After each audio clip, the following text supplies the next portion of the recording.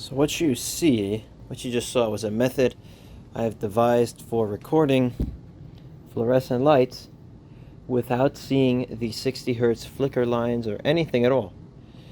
This right here is my newest fixture acquisition, and it's a little bit of a mystery fixture, and I'll go into more of the specifics quite shortly, but let's go ahead and pull it off of this table here and get a better look at it.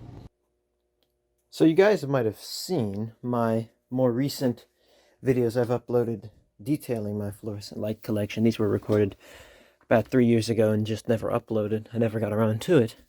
And you might recall that I said that the GE Rapid Start fixture that I had, that was the bathroom vanity fixture, the single light fixture, I no longer had because that had been thrown out. That is correct. So this now is my only Rapid Start fluorescent light. Unfortunately, it is nowhere near as high quality as the GE is. This thing is constructed maybe even worse than the Lights of America. It is constructed with the thinnest of thin sheet metal that they could get a hold of. As you can see here, the whole fixture wobbles, is able to wobble back and forth, and that's just its natural range of motion. It's quite cheap. The cord there is on the bottom, which is proving to be very inconvenient and annoying. However, to go into the specifics, this is an F40T12 dual fluorescent shop light. It has on here an old Leviton switch. You don't see these around very often anymore. There it is. Don't believe there's a date on here, but it is very clicky.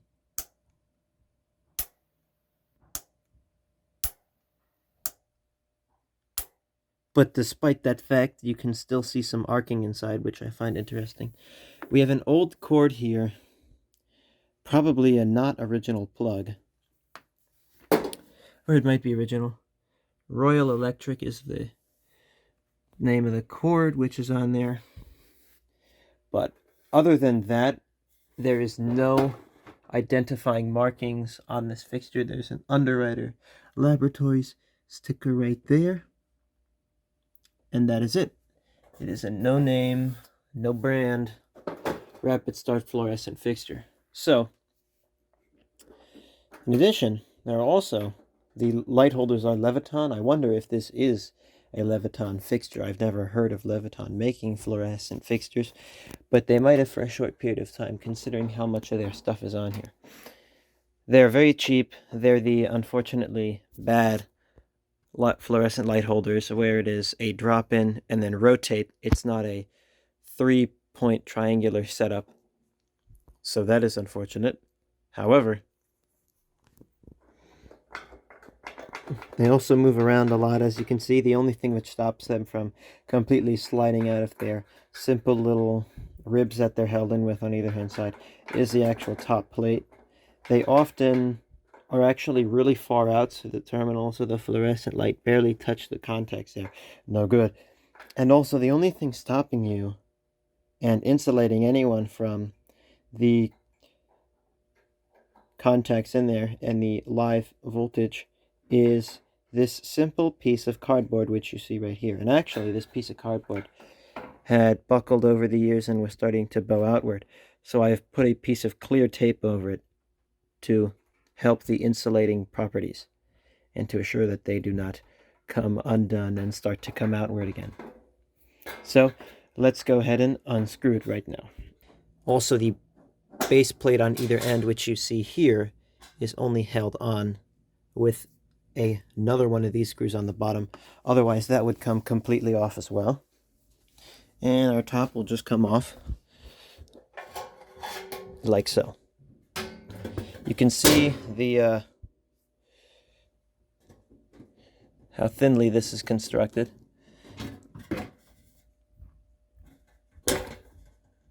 Extremely thin. And here's our setup. So we have a bench light ballast here. This is where everything is. This is the heart of it all. It is a Class P sound rated A, 50 degrees Fahrenheit. That is a quite high temperature for starting. I might want to take this outside one time and see if it actually can go in the cold. Now we also have 0.85 amps this draws by itself. It is rapid start lamps, 40 watt, and it's made by Advance.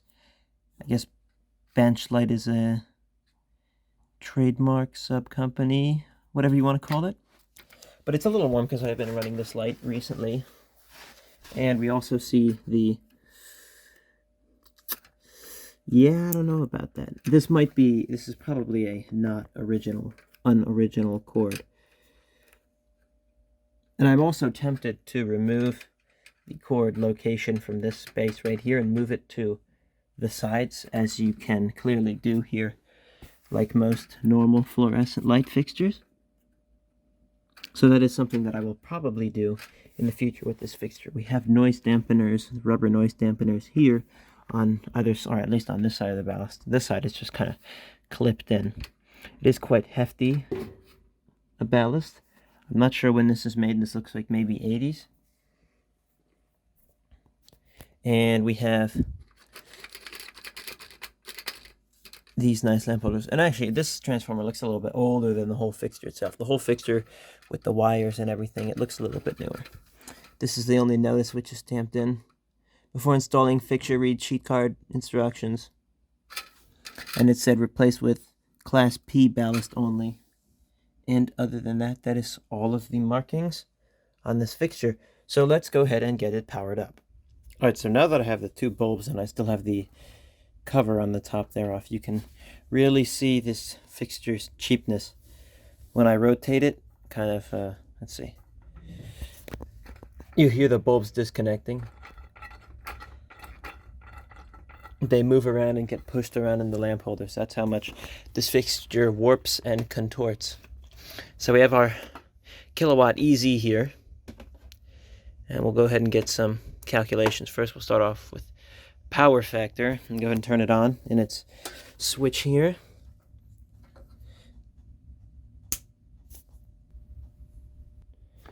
Nice rapid startup. I'm not in the mode where you can easily record the light without the streak lines. I'll go ahead and do that in a moment.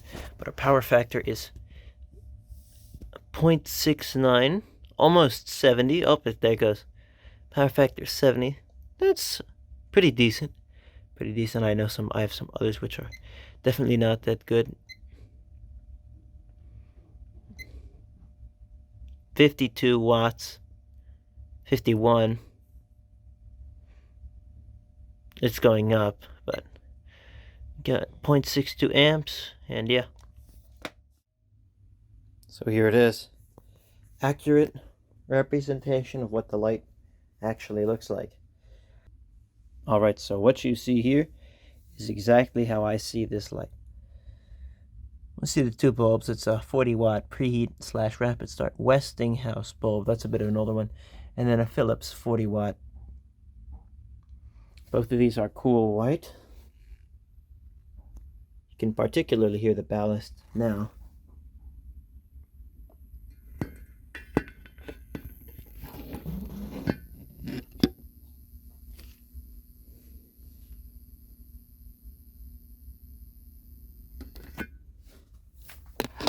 And yeah, that's it.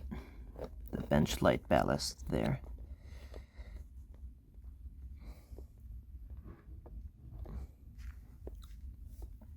Particularly interesting to these two fluorescent tubes is that they actually have a hole on the end of them, in which case some ultraviolet maybe light seems to leak out.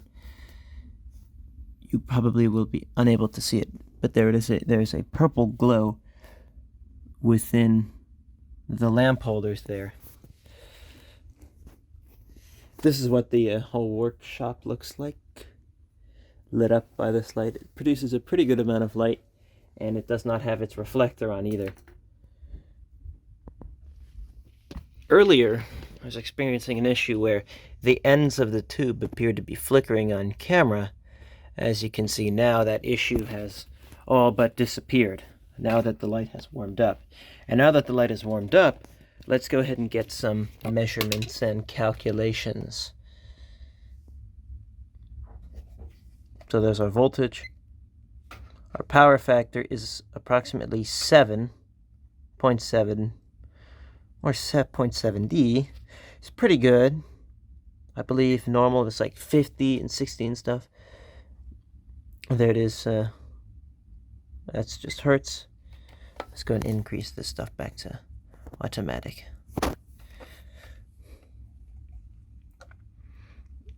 .7 volt amps and approximately 60 watts. It's even less than before.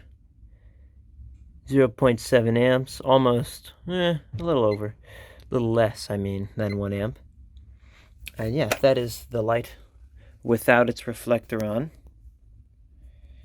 And we will go ahead now and put the reflector on so you can see what the light looks like with that on. This looks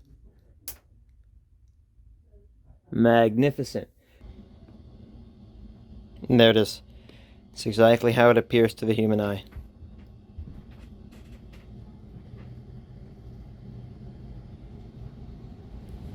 So yeah, there it is. The unknown name brand. Possibly Leviton. Possibly bench light. 40 watt rapid start. Dual bulb. F40T12. Fluorescent shop light. Thank you all for watching.